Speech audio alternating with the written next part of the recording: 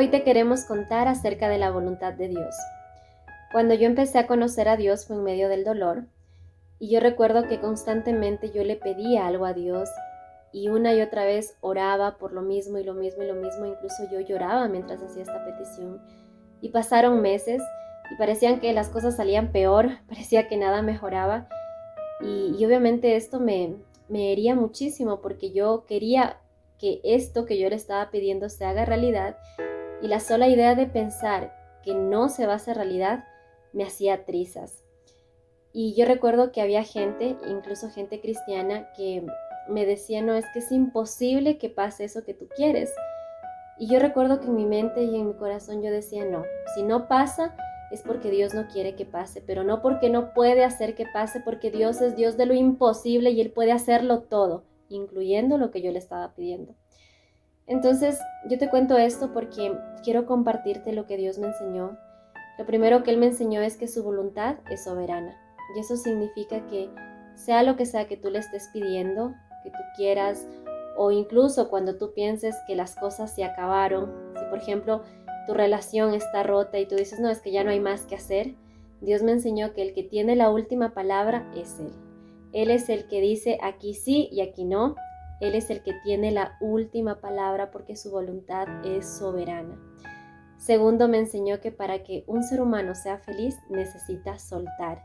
Y Él me enseñó a soltar. Y es que si tú no sueltas y tú te aferras a una cosa, como el dinero por ejemplo, o a una circunstancia, o a una persona, tú nunca vas a ser feliz, porque todo esto es temporal y en el momento en que no esté, vas a sufrir muchísimo.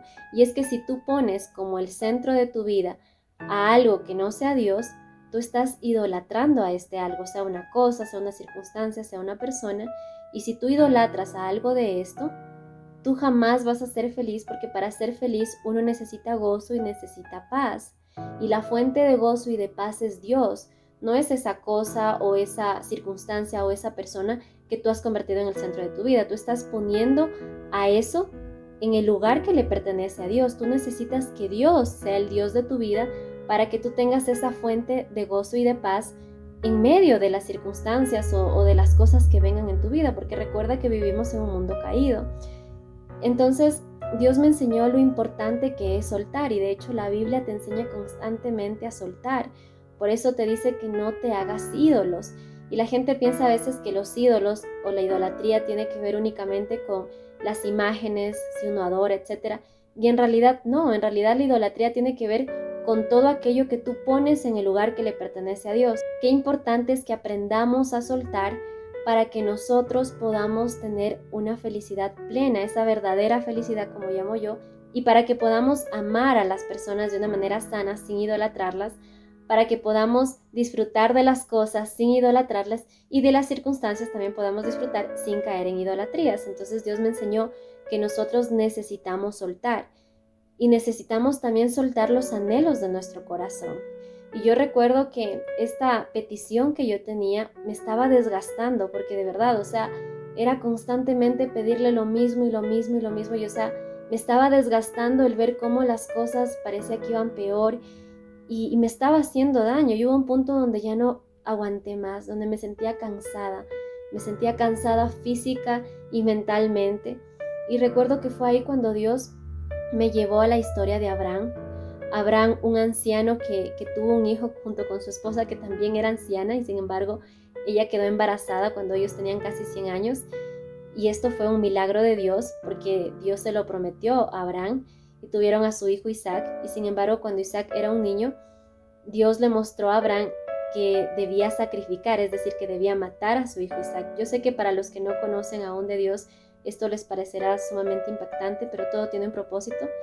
Entonces, el punto es que Abraham estaba consciente de lo que iba a hacer y no lo entendía y seguramente se preguntó, pero ¿cómo matar a mi hijo? ¿Pero qué pasa? ¿Pero cómo? Sin embargo, Abraham estuvo dispuesto y llevó a su hijo y cuando estaba a punto de asesinarlo, Dios lo detuvo. Y es que Dios tenía un propósito, por eso es que Abraham lo conocen también como el padre de la fe, porque Abraham tuvo tanta fe en Dios que le creyó cuando Dios le dijo que iba a ser padre aún siendo ya un anciano.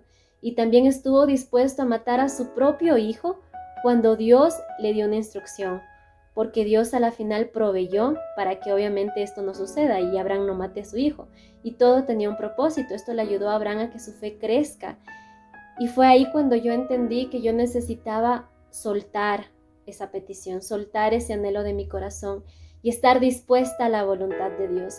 Y aunque yo quería muchísimo eso que le estaba pidiendo, y de verdad, o sea, era algo que yo anhelaba con todo mi corazón, yo dije, Señor, ya no puedo más.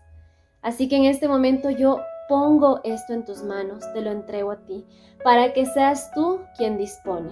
Si tú quieres concederme esta petición, que así sea. Pero si no quieres concedérmela, estoy dispuesta a aceptar tu voluntad. Estoy dispuesta a que pase lo que tú quieres que pase, porque ya no puedo más cargar con esto, porque yo había convertido esta oración, esta petición en una carga que me estaba desgastando, que me estaba lastimando. Y yo recuerdo que en ese momento, cuando yo le entregué esto a Dios, yo sentía como algo se desprendía de mí, como que si alguien me arrancaba del corazón algo, y sentí una libertad y una paz que yo dije, Señor, gracias, porque ahora por fin puedo estar tranquila sabiendo que tú estás a cargo, sabiendo que tú tienes el control. Y eso me dio paz, eso me dio tranquilidad. Recuerdo que pude dormir bien, comencé a orar diferente, ya no enfocada en eso, sino en otras cosas, porque necesitaba seguir manteniendo mi relación con Dios. Empecé a sonreír, empecé a sentirme diferente. Y bueno, más adelante pasaron muchas más cosas que en otro video tendré la oportunidad de contarte. Pero el propósito de esta historia es hacerte saber lo importante que es soltar. Y si tú tienes una petición, si tú estás orando constantemente por algo, yo te invito a que lo sueltes, a que lo pongas en manos de Dios. Y eso implica que tú estés dispuesto a que Dios disponga, a que Dios decida, a que Dios haga su voluntad. Y sabes, uno de los pasajes bíblicos que mayor consuelo me ha dado es cuando Jesús estaba en el huerto de Getsemaní, horas antes de ser crucificado.